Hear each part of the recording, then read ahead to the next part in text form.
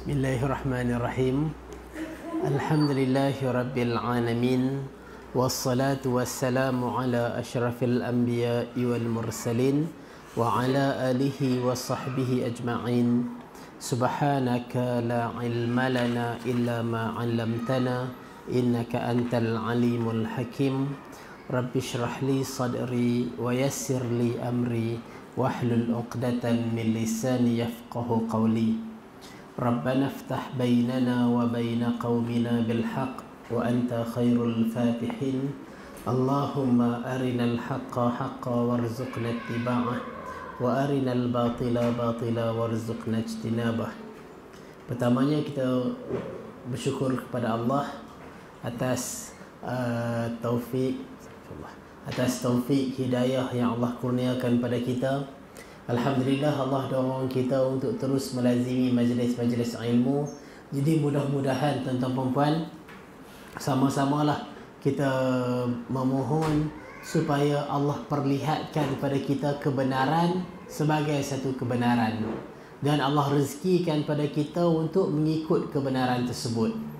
Dan semoga Allah perlihatkan pada kita kebatilan, perkara yang mungkar sebagai satu kebatilan, sebagai satu kemungkaran, dan semoga Allah rezekikan pada kita untuk menjauhi kemungkaran tersebut, insya-Allah.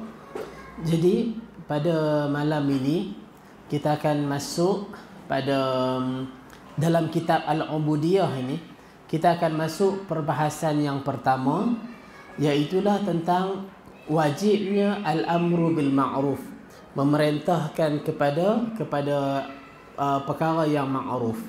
Jadi di sini Syekhul Islam Ibn Taymiyah menyebutkan,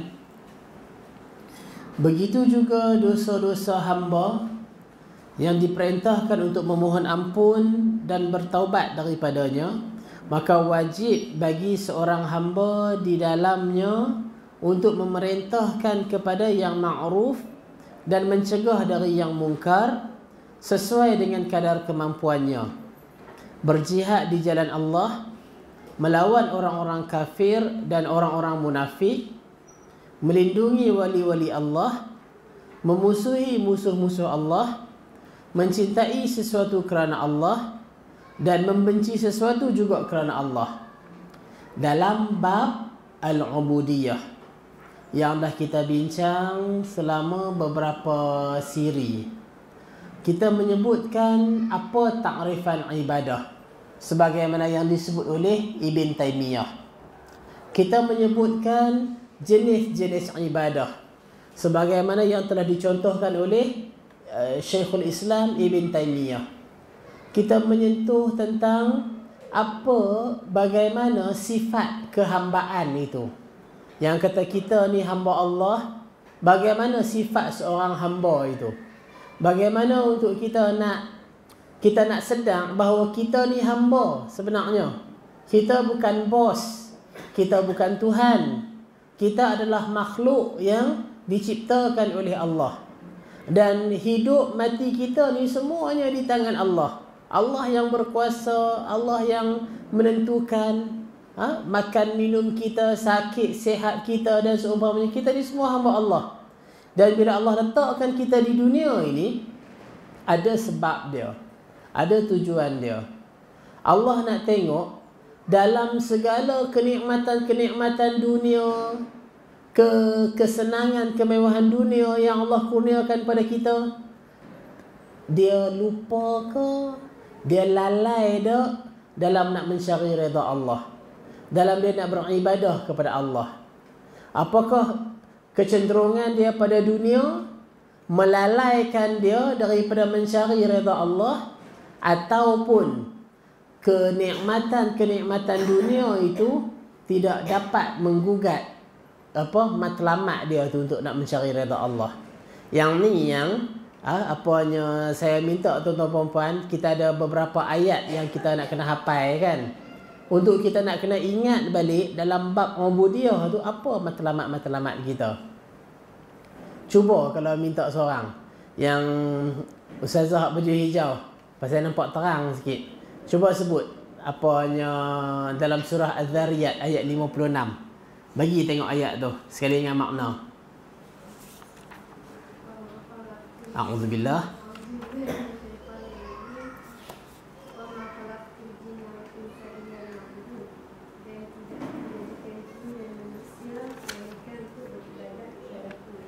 Okay. Yang baju gold pula, baju emas itu.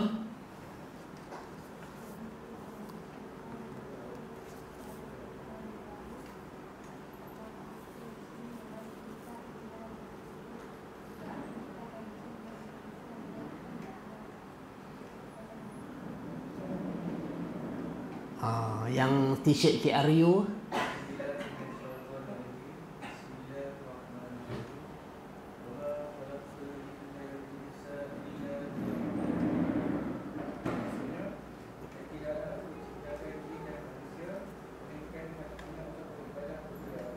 Okey. Ayat tu untuk kita sedang ni. Ayat tu untuk kita sedang. Dalam kita duk kalut cari duit, dalam kita duk kalut nak cari segala kesenangan, kenikmatan dunia, dalam kita duk berbahagia dengan kehidupan dunia kita, kena ingat balik ayat tu, wa ma khalaqtul a'udzubillahi minasyaitonirrajim wa ma khalaqtul jinna wal insa illa liya'budun. Tidaklah Allah menjadikan jin dan manusia itu melainkan untuk kita beribadah kepada Allah, menyembah Allah. Dalam kita nak melalui liku-liku hidup dunia ni, antara kehendak masyarakat dan kehendak peribadi, antara kehendak peribadi dan kehendak Allah, antara redha masyarakat, redha suami, redha isteri, redha ibu bapa, redha Allah, yang mana yang akan kita utamakan? Yang ni dia bawa peranan hafazan ayat yang kedua. Cikgu nak try cikgu. Wallahu wa rasuluhu. Wallahu wa rasuluhu ahaqqu an wallahu wa rasuluhu ahaqqu an yurduh. Wallahu dan Allah, wa rasuluhu dan rasulnya, ahaqqu yang lebih berhak, an yurduh untuk mereka mencari keredaannya. Jadi ayat yang pertama tadi untuk kita nak beringat, kita hidup ni nak cari redha Allah, kita hidup ni untuk beribadah pada Allah. Tapi dalam kita hidup ni, dia akan ada banyak konflik, dia akan ada banyak dilema. Aku nak ikut kawan ke, aku nak ikut Allah? Aku nak ikut mak pak ke, aku nak ikut siapa? Aku nak ikut isteri ke, aku nak ikut siapa? Macam mana? Nak ikut masyarakat ni ke? Nak ikut adat ni ke? Nak ikut bos ke? Nak ikut hak mana ke? Maka pada ayat 62 surah At-Taubah, Allah menjelaskan pada kita, wallahu wa rasuluhu ahaqqu an yurduh. Dan Allah dan Rasulnya itulah yang lebih patut mereka mencari redanya. Ayat yang kedua yang kita nak kena, yang nak kena hafal. Dan kita juga kena ingat satu perkara, bahawa kesombongan dalam diri tidak akan menjadikan kita ni hamba yang tunduk dan patuh pada Allah. Ayat yang ketiga yang kita suruh hafal lagi. Wajahadu biha wastaiqanatha anfusuhum zulman wa uluwa fanzur kaifa kana aqibatul mufsidin. Wajahadu biha. Ayat ni cerita tentang siapa? Cerita tentang Fir'aun kan, dan menteri-menteri dia, pengikut-pengikut dia. Kalau yang ada buku tu muka surat 20. Apanya surah An-Naml ayat 14. Wajahadu biha, dan mereka mengingkarinya. Wastaiqanatha anfusuhum, sedangkan hati mereka meyakini perkara tersebut. Zulman wa uluwa, kerana kezaliman dan kerana kesombongan. Fanzur kaifa kana aqibatul mufsidin, dan lihatlah bagaimana kesudahan orang-orang yang berbuat kerosakan.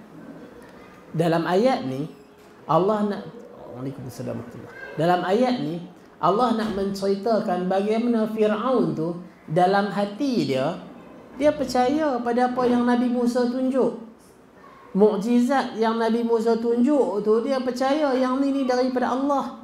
Yang ni kebenaran. Tapi sebab pangkat yang dia ada, pengaruh yang dia ada, orang-orang kanan, orang-orang kiri semua ni yang duk, yes bos. Ya, bos betul bos. Bos kita kena lawan dia bos. Maka kerana kesombongan, kerana angkuh, maka Fir'aun menolak kebenaran tersebut. Tapi hati tu yakin. Maka di sini untuk kita sendiri beringat, dalam kita berpegang dengan kebenaran, dalam Allah tunjukkan pada kita kebenaran, kadang-kadang hati kita mungkin dia jadi sombong, dia jadi angkuh, dia tak mau tunduk pada kebenaran, dia tak mau nak patuh, dia tak mau rendahkan jiwa dia tu untuk yang ni Allah tak suka ni, tak boleh buat. Yang ni Allah perintah, ni yang kita nak kena buat. Kadang-kadang manusia itu dia meninggi diri pada Tuhannya, dia tak tunduk pada kebenaran yang Allah tunjukkan. Jadi yang ni kita nak kena beringat ni. Bukan saja-saja nak suruh mengapai, tapi kita nak kena beringat supaya apa? Supaya kita mudah-mudahan Allah pelihara. Allah pelihara daripada penyelewengan, daripada kita bersikap menolak kebenaran dan seumpamanya. Baik, yang tu mukaddimah sajalah. Apa yang telah kita sentuh, apa yang telah kita lalui dalam pelajaran-pelajaran yang lepas. Baik, malam ni tentang pembahasan yang pertama, wajibnya al-amru bil ma'ruf, muka surat 35 tu. Yang ni yang Ibn Taymiyah sebutkan, wajib bagi seorang hamba untuk dia memerintahkan kepada yang ma'ruf, mencegah daripada yang mungkar, sesuai dengan kadar kemampuan dia. Takat mana yang dia boleh, takat mana yang dia mampu. Kemudian berjihad di jalan Allah, melawan orang-orang yang kafir dan orang-orang yang munafik, melindungi wali-wali Allah, memusuhi musuh-musuh Allah, mencintai sesuatu kerana Allah dan membenci sesuatu juga kerana Allah. Semua ni dia balik kepada jiwa kita ni. Bila dia dapat merasakan ubudiyah, kehambaan dia pada Allah. Jadi dalam bab ni Ibn Taymiyah menyentuh tentang nak mengajak pada yang ma'ruf, mencegah daripada yang mungkar. Dia bukan perkara yang sunat, dia perkara yang setiap kita kena lakukan. Dan di sinilah satu perkara yang untuk saya nak sebutkan. Tak semua orang yang kadang-kadang kita suka untuk nak tegur orang. Kadang-kadang setengah orang ni dia suka buat kerja dia sendiri, dia jaga kain dia sendiri, dia malaslah nak abang ni yang hang buat tu macam tak apa nak kena, yang hang buat ni macam tak apa nak kena. Kita suka apa? Kita suka hidup dengan dunia kita sendiri saja. Sebab pada kita duk tegur-tegur orang ni, sekali dia marah kat kita pula. Walaupun kita tegur cara elok, walaupun kita tegur cara yang tak menyinggung perasaan, tapi penerimaan dia tu kadang-kadang kita tak tahu. Kita cakap cara baik, dia baling batu dekat kita, dia kata kat kita. Jadi kadang-kadang tuan-tuan dan puan, mungkin ada di kalangan kita ni, biar apilah kat mereka, kubur asing-asing, tapi duk kalut lah, mereka buat lagu mana tu urusan mereka. Hak kita jaga hak kita sudah. Tetapi daripada apa yang disentuh oleh Syekhul Islam Ibn Taymiyah ni, mengajak kepada yang ma'ruf, mencegah daripada yang mungkar, dia tanggungjawab seorang Muslim yang beriman kepada Allah. Di sini sebagaimana yang macam kalau kita baca dalam hadis, Nabi kata, man ra'a minkum munkaran falyughayyirhu biyadihi, fa illam yastati' fa bilisanihi, wa illam yastati' fa biqalbihi, wa dhalika adhaful iman, atau kama qala. Dalam hadis Nabi kata, sesiapa yang melihat kemungkaran, ubah dengan tangan dia. Kalau tak mampu ubah dengan tangan, ubah dengan lisan dia. Kalau tak mampu ubah dengan lisan, ubah dengan hati dia, tolak dengan hati dia. Dan itulah Nabi kata selemah-lemah iman. Apanya lebih kurang lah daripada kata-kata Rasul sallallahu alaihi wasallam. Jadi di sini yang kita sebenarnya tuan-tuan puan-puan tak boleh lari daripada perbuatan mengajak kepada yang ma'ruf, mencegah daripada yang mungkar. Kita tak boleh lari daripada kerja ni. Habis-habis sangat, habis-habis lekeh kok mana pun kita duk nak kena tegur. Kalau dah kita ni lelaki, kita ni suami, kita ni ayah, kita kena tegur isteri kita bila isteri buat salah. Kita kena tegur anak-anak kita bila anak-anak kita buat salah. Kok mana pun lekeh-lekeh keluarga kita tu kita nak kena jaga. Pasal Allah sebut dalam surah At-Tahrim, ya ayyuhalladzina amanu qu anfusakum wa ahlikum nara. Wahai orang yang beriman, jagalah diri kamu dan ahli keluarga kamu daripada api neraka. Jadi menegur orang, menasihati orang, mengajak kepada yang ma'ruf, yang Allah suka, mencegah daripada yang mungkar, perkara-perkara yang Allah tak suka. Lekeh-lekeh dekat ahli keluarga kita kena buat. Sebab Allah suruh jaga diri kita dan ahli keluarga daripada api neraka. Isteri kita nak kena jaga dia daripada api neraka. Anak kita kena jaga dia daripada api neraka. Lekeh-lekeh hak tu. Kalau lah contoh kita kata nak bersyarah, nak tegur, nak berdakwah dekat kawan sekerja, bahasa lagu tak berapa nak mampu sikit. Bahasa macam kita ni pandai terlebih ke lagu mana. Paling korang dekat ahli keluarga kita tak boleh lari. Kita nak kena jalankan tanggungjawab yang ni. Suka ke tak suka, yang inilah yang dipertanggungjawabkan pada kita.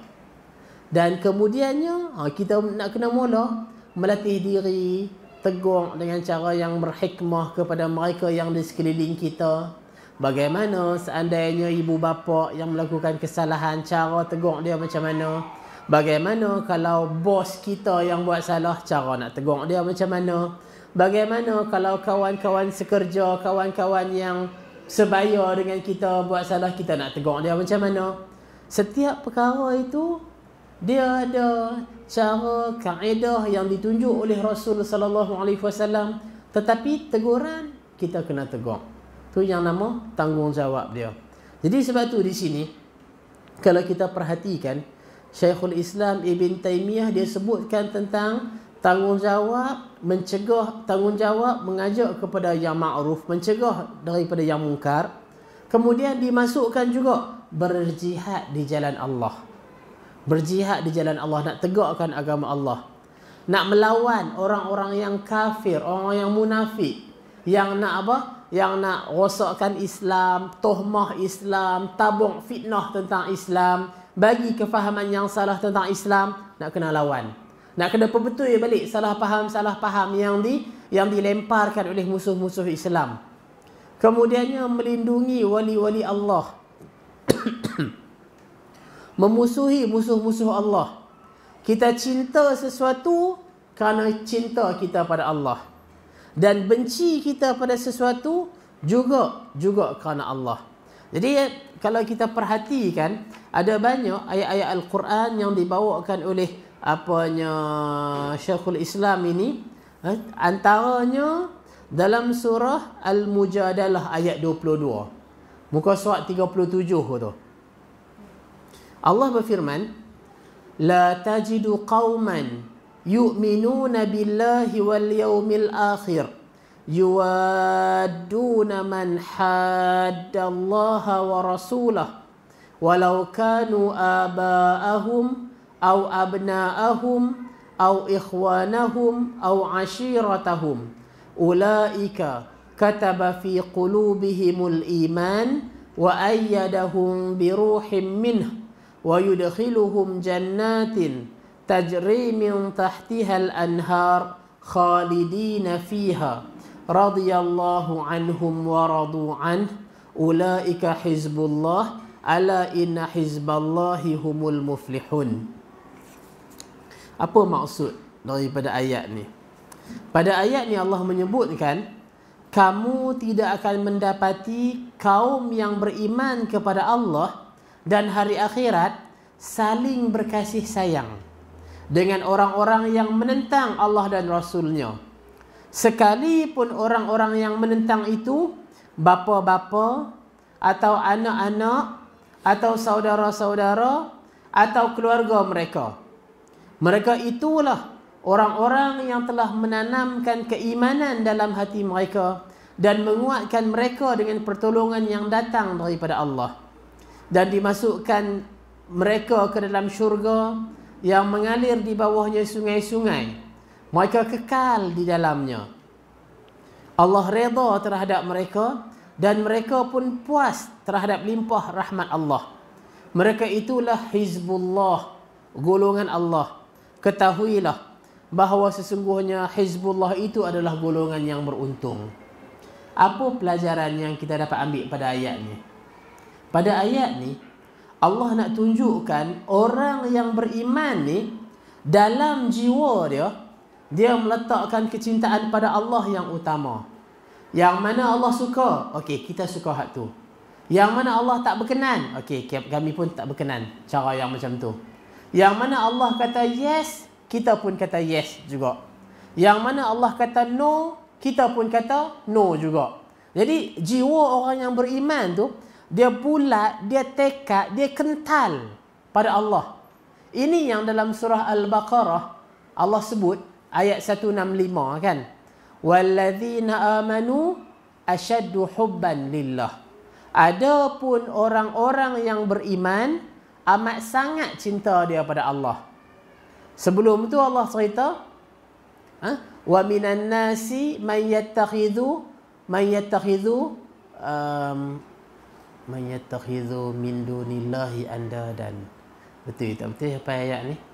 Di kalangan manusia ada yang mengambil tandingan-tandingan selain Allah. Yuhibbunahum kahubbillah.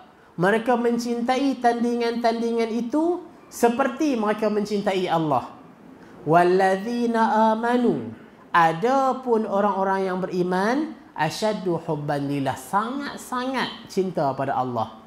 Jadi dalam surah Al-Baqarah ayat 165 tu, kita gabung, kita compare dengan ayat 22 surah Al-Mujadalah ni. Bagaimana Allah menceritakan orang yang beriman ni, dalam hati dia tak akan meletakkan kasih sayang pada orang yang menentang Allah dan Rasul. Siapa yang menentang Allah dan Rasul?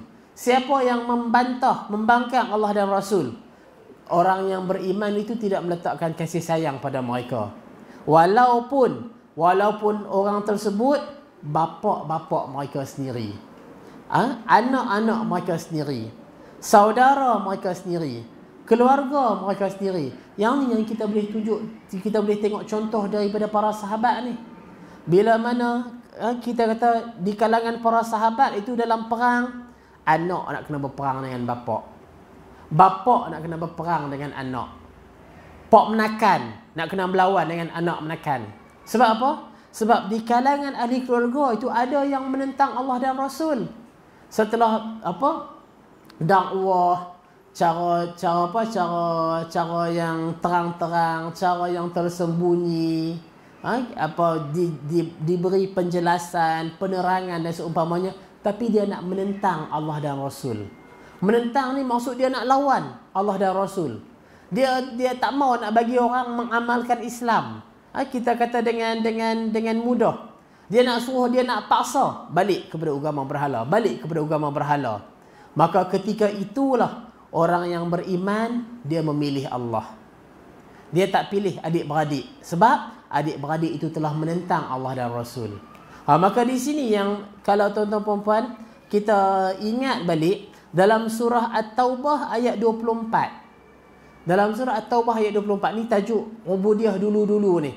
Bagaimana Allah sebutkan, qul in kana aba'ukum. Muka surat 14 tu kalau nak tengok.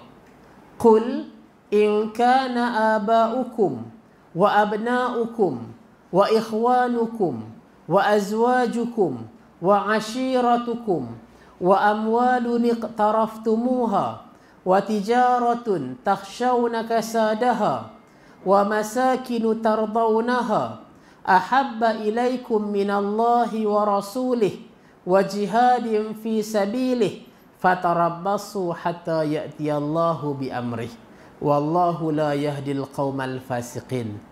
Allah sebutkan, katakanlah wahai Muhammad, jika bapa-bapamu, anak-anakmu, saudara-saudaramu, isteri-isterimu, kerabat keluargamu, harta kekayaan yang kamu usahakan, perniagaan yang kamu khawatir kerugiannya, tempat tinggal yang kamu suka, lebih kamu cinta daripada Allah dan Rasul, dan lebih kamu cinta daripada berjihad di jalan Allah. Allah kata fatarabbasu, tunggu sampai Allah mendatangkan keputusannya. Jadi pada ayat ni nak menunjukkan bagaimana kalau dalam hati kita ni, tuan-tuan puan-puan, kita tak boleh letak satu pasak yang kuat, satu tiang yang kuat, iaitu cinta pada Allah. Kalau cinta pada Allah tu duk tarik tali lagi, dengan dunia pun dia mau, hak Allah pun dia mau, duk main tarik tali lagi. Dia tak boleh nak bulatkan kecintaan dia tu pada Allah. Dia tak boleh nak letakkan Allah, Allah, Allah, yang Allah suka, yang Allah perintah, yang Allah redha. Kita tak boleh nak letak hak tu lagi. Mana kita duk main-main lagi, duk tarik tali lagi dengan setan tu. Jadi kalau orang yang beriman dalam Al-Baqarah ayat 165, wallahu asyaddu hubban lillah walladzina amanu asyaddu hubban lillah. Orang-orang yang beriman itu amat sangat cinta dia pada Allah. Dan dalam surah Al-Mujadalah tu, orang-orang yang beriman dia tidak akan meletakkan kecintaan dia pada orang yang menentang Allah dan Rasul. Jadi yang ni yang mana kalau kita perhatikan bagaimana orang yang beriman itu sendiri, dia melihat sebagaimana Allah melihat. Apa maksud saya kata dia melihat sebagaimana Allah melihat?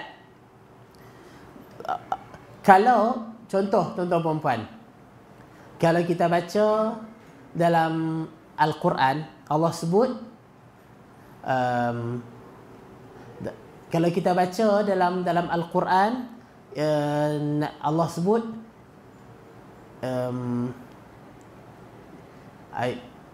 orang yang paling bertakwa, orang yang paling baik adalah orang yang paling bertakwa. Inna akramakum indallah atqakum. Yang tu hadis Nabi ke ayat Quran, tak tahu.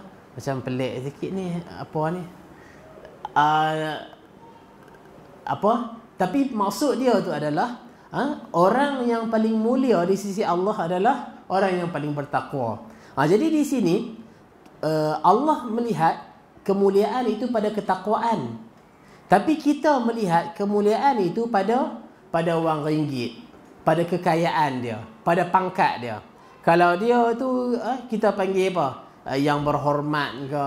Kalau dia tu kita panggil pengarah ke, CEO ke, kita hormat pada dia. Tapi kalau orang yang biasa-biasa, ceroy-ceroy, orang yang kita kata apa? Nelayan, penoreh getah, kita tak hormat sangat. Padahal Allah sebutkan kemuliaan itu bukan pada pangkat, bukan pada harta benda, tapi pada ketakwaan dia. Allah tengok kemuliaan pada ketakwaan. Allah melihat pada hati seorang itu. Allah tak tengok pada jasad, pada rupa dia. Tapi kita tengok cara lain. Kita tengok pada luaran dia. Kereta dia naik kereta apa? Rumah dia besar tahu mana? Hak tu yang kita tengok. Yang ni yang saya sebutkan, pandangan kita berbeza dengan pandangan Allah. Kalau orang yang beriman, dia akan meletakkan pandangan dia sama sebagaimana yang Allah lihat. Allah sebut wal asr, demi masa, innal insana lafi khusr. Manusia itu semua dalam kerugian. Tapi kita tak rasa rugi pun. Pasal kita duk kata duit kita banyak, harta kita banyak, anak kita banyak, sabar-sabi hak kita tu ada banyak. Tetapi Allah kata manusia ni semua dalam keadaan yang rugi. Kecuali orang yang beriman, beramal soleh, dia berpesan-pesan dengan kebenaran, dia berpesan-pesan dengan kesabaran, hak tu je orang yang tak rugi. Makna, kalau kita siang malam cari duit, kalau kita siang malam hanya sibuk dengan urusan-urusan keduniaan, kita beriman, kita beramal soleh, tapi kita tak pesan-pesan pun orang, tak nasihat-nasihat pun dengan kebenaran, kita tak nasihat-nasihat orang pun, tak tegur pun dengan kesabaran, kita tetap merugi. Sebab kita tidak menepati sebagaimana yang Allah sebutkan. Jadi di sini yang mana kalau kita perhatikan bahawa kita nak kena perbetul balik sisi pandang kita tu. Apa yang Allah lihat, bagaimana yang Allah ceritakan pada kita, hak tu sepatutnya yang kita kena ikut. Allah nampak, Allah sebutkan kiamat tu dekat dah. Tapi kita nampak kiamat ni jauh lagi, lama lagi cerita dia ni. Kita duk nampak jauh. Tapi Allah nampak wa narahum qariba, kami nampak dia dekat dah. Tapi kita tu yang duk masa lagu jauh lagi. Jadi di sini yang mana untuk kita nak sebutkan bahawa al-ubudiyah ini kita mengikut sebagaimana yang Allah sebutkan. Sisi pandang Allah. Kalau Allah nampak begini, okey, kita pun akan macam ni. Kalau Allah nampak macam ni, kita pun akan nampak macam ni. Jadi bagi orang-orang yang tidak beriman kepada Allah, bagi orang-orang yang menentang Allah dan Rasul, bagi orang-orang yang jahil, bagi orang-orang yang kita kata munafik, kita kata orang kata apa? Lidah cabang ataupun talam dua muka. Maka ini bukan orang-orang yang beriman. Sebab tu di sini kita juga kena melihat sebagaimana begitu. Sebab tu dalam Al-Quran kalau kita perhatikan ada banyak ayat-ayat yang Allah mengajak kita untuk nak berfikir. Contoh apa? Dalam surah Al-Qalam ayat 35 Allah sebut, afanaj'alul muslimina kal mujrimin, maka apakah patut kami menjadikan orang-orang Islam ni sama dengan orang yang kafir, orang yang berbuat dosa. Dalam surah Sad ayat 28 Allah menyebut, am naj'alul ladzina amanu wa 'amilus salihati kal mufsidina fil ard am naj'alul muttaqina kal fujjar. Patutkah kami menganggap orang-orang yang beriman dan mengerjakan amal soleh sama dengan orang yang berbuat kerosakan di muka bumi? Patut tak kami menganggap orang-orang yang bertakwa sama dengan orang yang berbuat maksiat? Tak sama lah cerita dia, kan?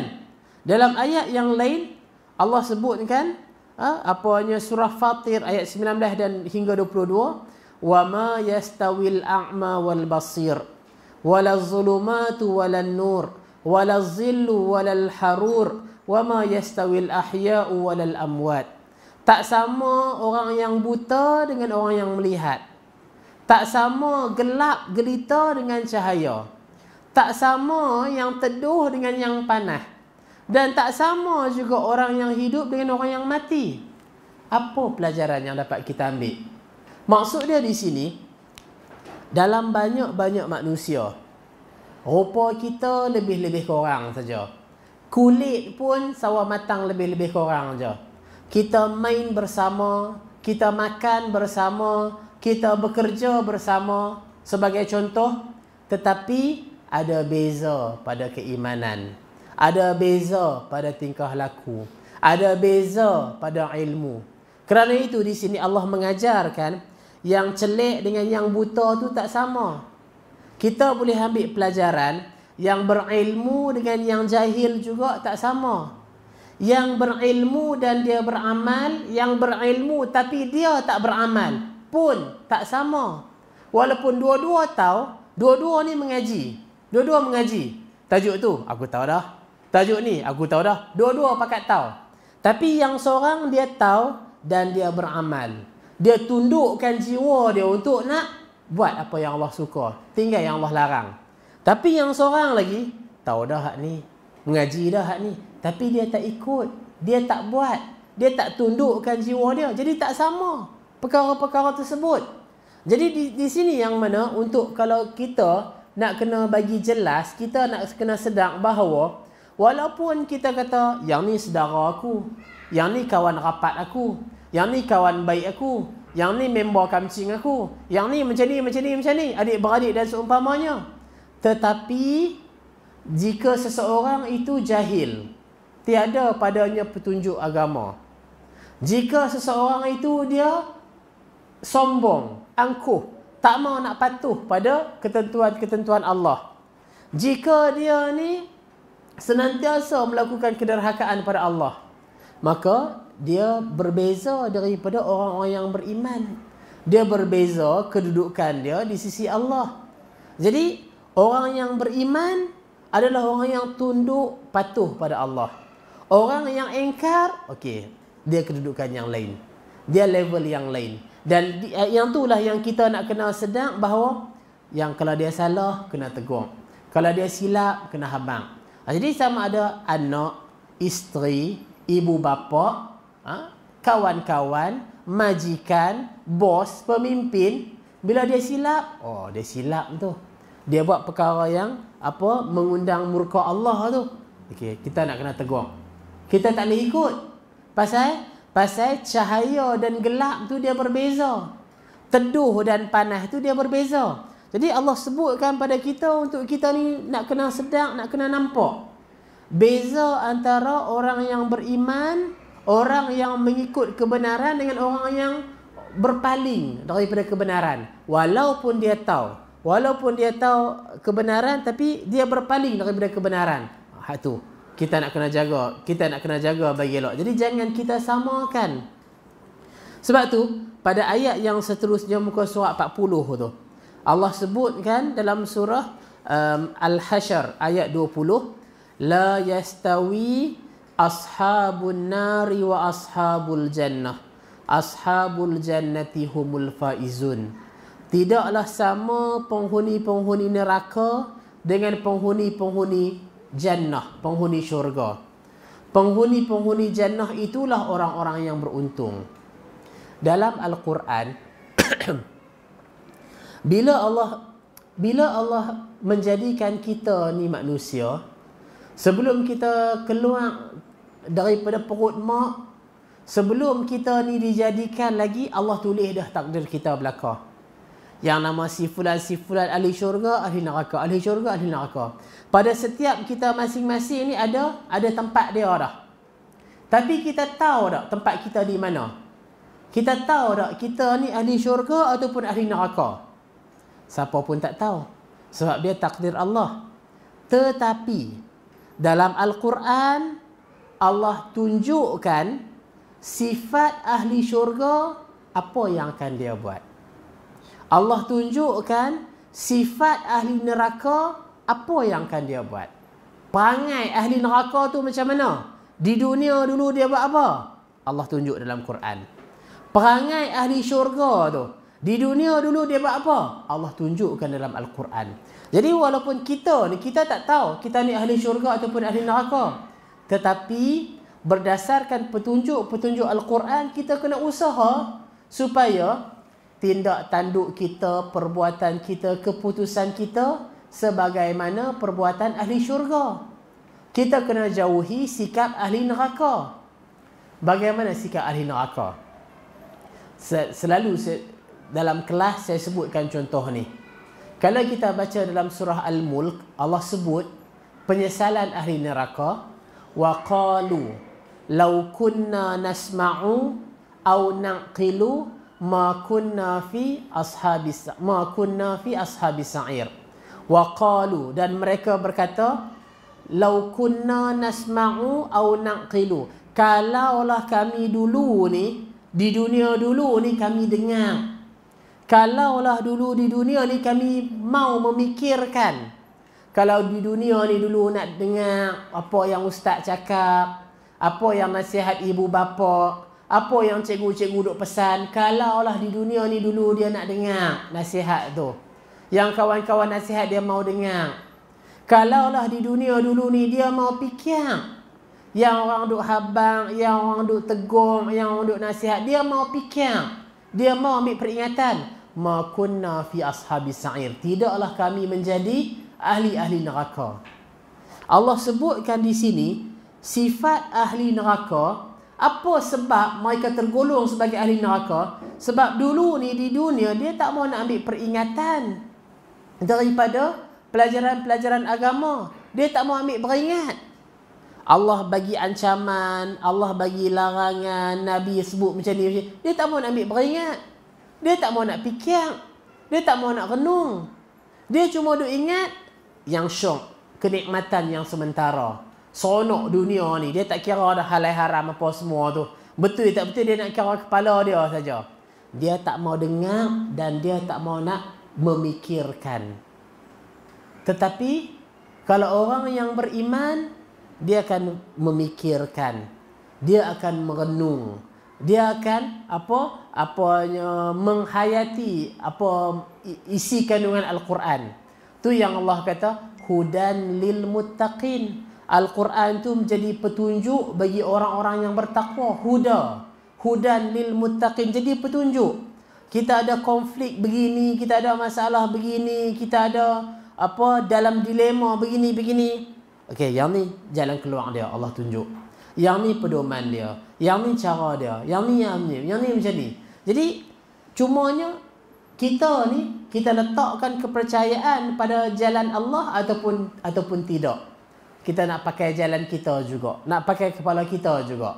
Jadi di sini yang mana dalam kita nak dalam kita bermasyarakat, dalam kita melalui liku-liku hidup kita ni, dia akan senantiasa ada pergolakan antara ahli syurga dan ahli neraka.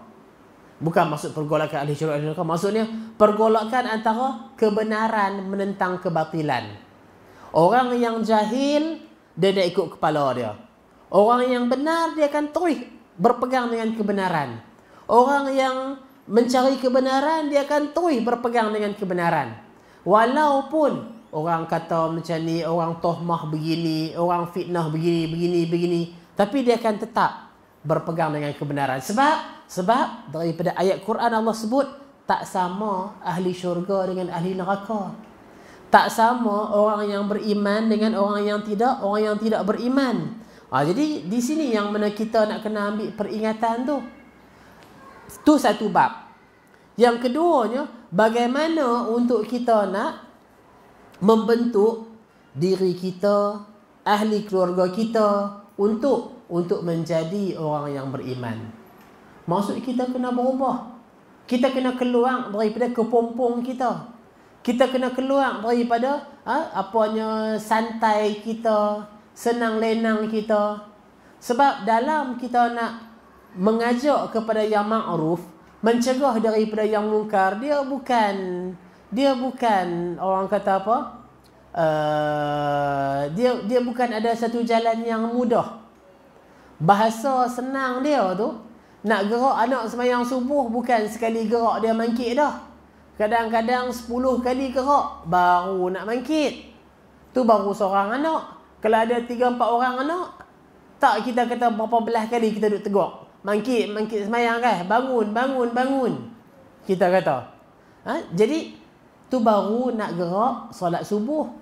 Bukan lagi nak panggil anak, mai kita baca Quran, mai kita baca buku, mai kita hak ni. Sebab lazimnya manusia dia tak suka pada beribadah pada Allah ni. Solat ke, baca Quran, kelas ilmu, dia tak suka. Jadi yang tak suka tu, yang kita tu nak kena suruh, yang kita tu nak kena pelekoh, nak kena mai. Tapi kalau kita mudah berputus asa, suruh dah tadi, duduk tidur lagi, suruh dah tadi tak mangkit pun, banyak lagi kerja lain nak buat, tak payah duduk gerak dia. Biar dia lena terus. Bila kita berputus asa, bila kita lemah, kita gerak sekali, gerak dua, lepas tu biar pergi kat mereka lah. Hak tu yang akan menjadikan yang bengkok akan terus bengkok, yang tak betul akan terus tak betul, dan dia akan semakin membengkok dan membengkok. Anak ni kalau kita tak pelekoh nak solat apa semua, dia akan jadi lagi biasa dan lagi biasa. Lama-lama langsung habis terus dah. Sebab kita akan biarkan yang orang kata apa? Yang karat, dia akan semakin karat dan karat dan karat. Tapi kalau yang karak tu kita duk tonyoh. Apanya ni balik apa bagi elok. Dia akan elok. Jadi sebab tu dalam bab ni kemungkaran itu sekiranya kita biarkan, dia akan lagi melarat, lagi kita kata merebak, lagi bahaya. Tetapi kalau kita nak bagi putih langsung, tak bolehlah nak putih langsung pasal nama dia pun manusia. Dia tetap akan ada kepincangan di sini, kepincangan di sana, kurang di sini, kurang di sana. Mungkin satu masalah kita boleh settle, main masalah lain pula, ujian lain pula. Tapi yang itulah yang namanya ujian, yang selagi kita hidup, kita tak akan boleh membebaskan diri kita daripada mengajak pada yang ma'ruf, mencegah daripada yang mungkar. Tanggungjawab ini pada diri kita semua, pada orang yang berada di bawah kita tu, pada orang yang kita kata orang atasan kita, pada setiap yang di sekeliling kita. Kita kena jalankan tanggungjawab ni, laksanakan tanggungjawab ni. Baik. Ayat hafazan yang ke-6, iaitulah dalam surah Al-Hashr ayat 20, la yastawi ashabun nari wa ashabul jannah, ashabul jannati humul faizun. Tidak sama ahli neraka dan juga ahli syurga. Ahli syurga itulah orang-orang yang berjaya, yang beruntung. Jadi daripada situ untuk sama-sama kita muhasabah diri bahawa ahli syurga dia ada karakter dia yang tersendiri, sifat dia. Ahli neraka juga dia ada karakter yang dia tersendiri, sifat dia sendiri. Maka kita belajarlah daripada Al-Quran, daripada hadis Nabi, yang mana Allah tunjuk sifat orang-orang yang beriman, yang mana Allah tunjuk sifat orang-orang yang ahli neraka. Sifat ahli neraka kita jauhkanlah daripada diri kita. Sifat orang yang beriman, maka kita praktis dalam diri kita ni. Baik.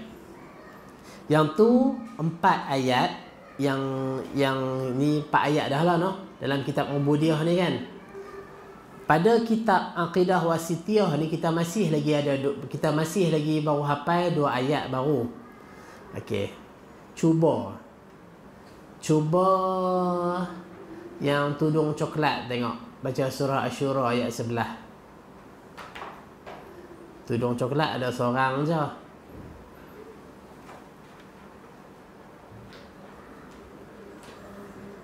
Coklat yang pekat. Coklat ada 2 noh.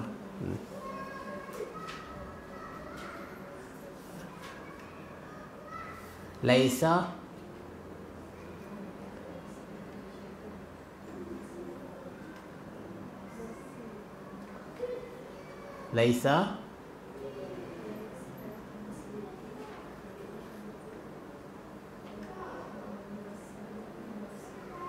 maksud dia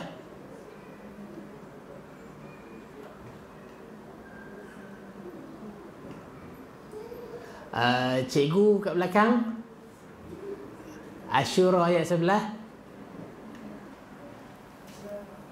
Laisa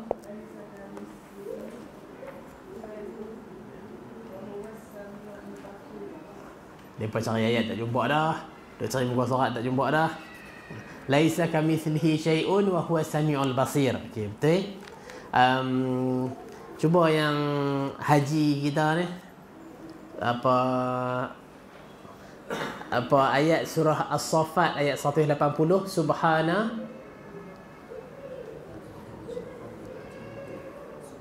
rabbika rabbil izzati amma yasifun. Subhanaka maha suci engkau, rabbil izzati, Tuhan yang maha perkasa, amma yasifun,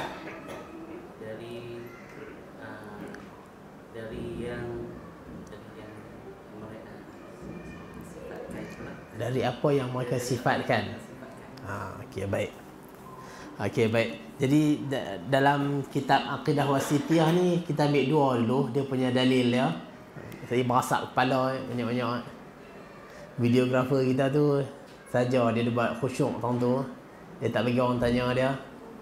Baik, jadi saya rasa cukup sekadar itu dulu. Mudah-mudahan sikit sebanyak sama-sama kita dapat ambil manfaat. Ayat tu bukan suruh hafal saja nah. Hafal dan menghayati maksud dia. Dan bukan sekadar menghayati maksud, tapi kita tahu nak guna tu waktu mana. Untuk apa ayat ni. Peranan dia, fungsi dia. Nak ingatkan kita tentang apa. Jadi mudah-mudahan Allah bukakan pada kita insya-Allah apanya kefahaman. Kita tutup dengan tasbih kafarah.